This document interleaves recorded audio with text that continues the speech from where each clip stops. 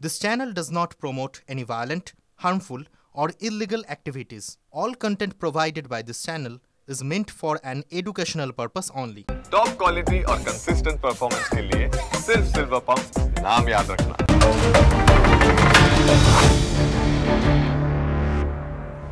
নমস্কার, আরো একবার স্বাগত আপনাকে টিভি9 বাংলায়। আমি দীপ রয়েছে আপনার সঙ্গে। আর এবার যে খবরে নজর রাখবো, ছত্তিশগড়ের সুকমায় বড়সড় আইইডি বিস্ফোরণ। এই মুহূর্তের বড় খবর, ছত্তিশগড়ের সুকমায় বড়সড় আইইডি বিস্ফোরণে নিহত অ্যাডিশনাল এসপি আকাশ রাও গিরিপাঞ্জে, আহত আরো 2 পুলিশ কর্মী। এই বিষয়ে বিস্তারিত জানাবেন সিজার আমাদের সঙ্গে এই মুহূর্তে রয়েছেন টেলিফোন লাইনে। সিজার, দেখো, সুকমা জেলার কোনটা যে সাব ডিভিশন রয়েছে সেখানে কোনটা এরাবোড়া যে রোড, সেখানে দোন্দ্রা বলে একটা জায়গা, সেইখানে এই ঘটনা আজকে সকালবেলা ঘটেছে। যেটা প্রাথমিকভাবে জানা যাচ্ছে যে সকালবেলায় রোড ওপেনিং পার্টির সদস্য হিসেবে এই অ্যাডিশনাল এসপির নেতৃত্বে একটি পুলিশ বাহিনী ওই রাস্তা দিয়ে ফুট প্যাট্রোলে যাচ্ছিল, অর্থাৎ পায়ে হেঁটে তারা রাস্তার রোড ওপেনিং, যেটা এসওপি অনুসারে রোড ওপেনিং করার জন্য তারা যাচ্ছিলেন। এবং সেই সময় রাস্তার পাশে থাকা একটি প্রেসার মাইন, সেই ক্লেমোর মাইনের মতো প্রেসার মাইন, সেই মাইন বিস্ফোরণ হয় এবং সেই মাইন বিস্ফোরণের পরে কিন্তু গুরুতর আহত হন অ্যাডিশনাল এসপি কোলটা সাব ডিভিশনের আকাশ রাও গিরিপুঞ্জে, যিনি এর আগে এই মাওবাদী দমন অভিযানের তার সাহসিকতার জন্য তিনি গ্যালান্ট্রি অ্যাওয়ার্ডও পেয়েছিলেন।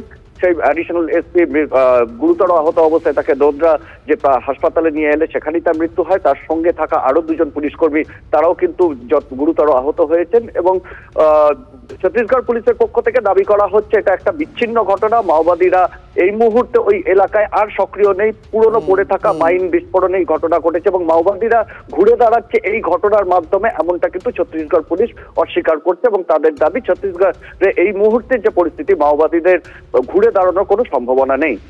সিজার, অনেক ধন্যবাদ।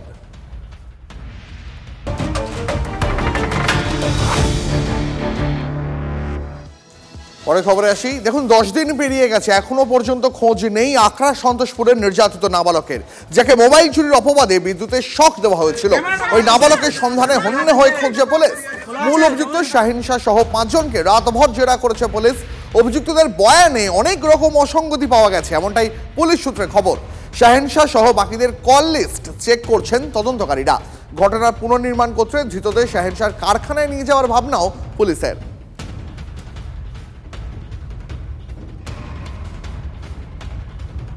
10 দিন বেরিয়ে গেছে, এখনো খোঁজ নেই আখড়া সন্তোষপুরের নির্যাতিত নাবালকের। যে নাবালককে মোবাইল চুরির অপবাদে শাহিন শাহ তার কারখানায় বিদ্যুতের শক দিয়েছিল বলে অভিযোগ। দেখুন, শাহিন শাহকে তো পুলিশ গ্রেপ্তার করতে পেরেছে, কিন্তু নাবালকের সন্ধানে হন্যে হয়ে পুলিশ খুঁজছে। শাহিন শাহ সহ 5 জনকে রাতভর জেরা করেছে পুলিশ, যদিও তাদের বয়ানে অনেক রকম অসঙ্গতি পাওয়া গেছে বলেই পুলিশ সূত্রে খবর।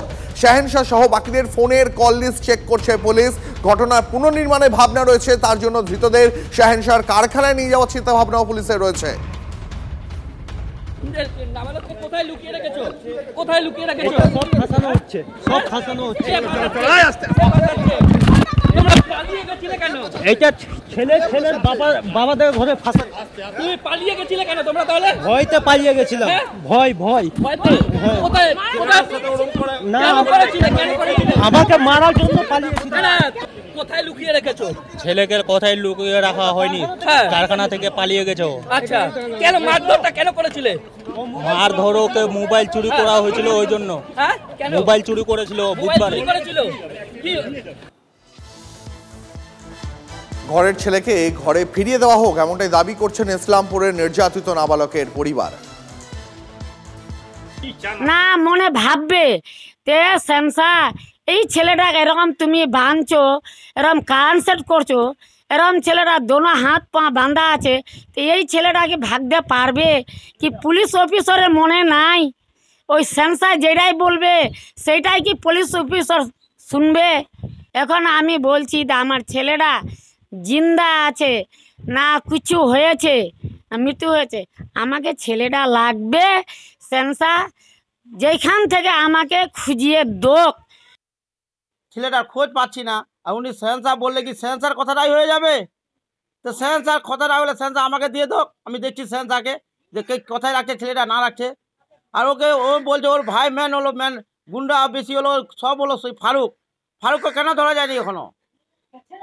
কেন ফারুক এখনো ধরা যায়নি? কে তো 12 দিন হয়ে গেল। পুলিশ করছে কি? পুলিশ টাকা খাইছে সব এখানকার।